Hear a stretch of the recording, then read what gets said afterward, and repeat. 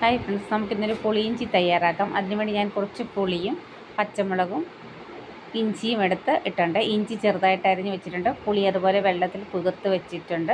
പച്ചമുളകും വട്ടത്തിൽ അരിഞ്ഞ് വെച്ചിട്ടുണ്ട്. ഒരു പാത്രത്തിലേക്ക് നമുക്ക് കുറച്ച് വെളിച്ചെണ്ണ ഒഴിച്ച് കൊടുത്ത് കടുക് പൊട്ടിക്കുക. അതിലേക്ക് വറ്റൽമുളക് ഇട്ട് മൂത്ത് വരുമ്പോൾ നമുക്ക് ചെറുതായിട്ട് അരിഞ്ഞ് വെച്ചിരിക്കുന്ന ഇഞ്ചി ഇതിലേക്ക് ഇട്ടൊന്ന് വഴറ്റി കൊടുക്കാം. ഇതൊന്ന് കുറച്ച് വഴന്ന് വരുമ്പോൾ അതിലേക്ക് കറിവേപ്പിലയും നമുക്ക് അരിഞ്ഞ് വെച്ചിരിക്കുന്ന പച്ചമുളകും ചേർത്ത് നന്നായിട്ടൊന്ന് മൂപ്പിച്ചെടുക്കാം. അങ്ങനെ നമ്മുടെ ഇഞ്ചിയും പച്ചമുളകും ഒക്കെ ഏകദേശം ഒന്ന് വഴന്ന് വന്നിട്ടുണ്ട്. നമുക്ക് നന്നായിട്ട് ഇളക്കി കൊടുക്കണം, അടിയിൽ പിടിക്കാതെ.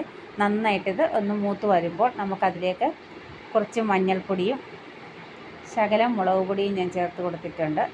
അതിലേക്ക് നമുക്ക് പുളി പിഴിഞ്ഞ വെള്ളം കൂടെ ഒഴിച്ച് നന്നായിട്ട് ഇളക്കി യോജിപ്പിക്കുക. ആവശ്യത്തിന് ഉപ്പും ചേർത്ത് കൊടുക്കണം. ഇതിലേക്ക് നമുക്ക് ശർക്കര ഉരുക്കി അരിച്ച് വെച്ചിരിക്കുന്നതായിരുന്നു, അതുകൂടെ ഒഴിച്ചു കൊടുത്തിട്ടുണ്ട്. ഇത് നന്നായിട്ട് കുറുകി വരുന്ന പരുവം വരെ നമുക്കൊന്ന് ഇളക്കി കൊടുത്തുകൊണ്ടിരിക്കണം. അങ്ങനെ നമ്മുടെ പുളിയൊക്കെ കുറുകി വന്നിട്ടുണ്ട്. നമുക്കതിലേക്ക് കുറച്ച് ഉലുവ വറുത്ത് പൊടിച്ചതും കൂടെ ചേർത്ത് കൊടുക്കാം.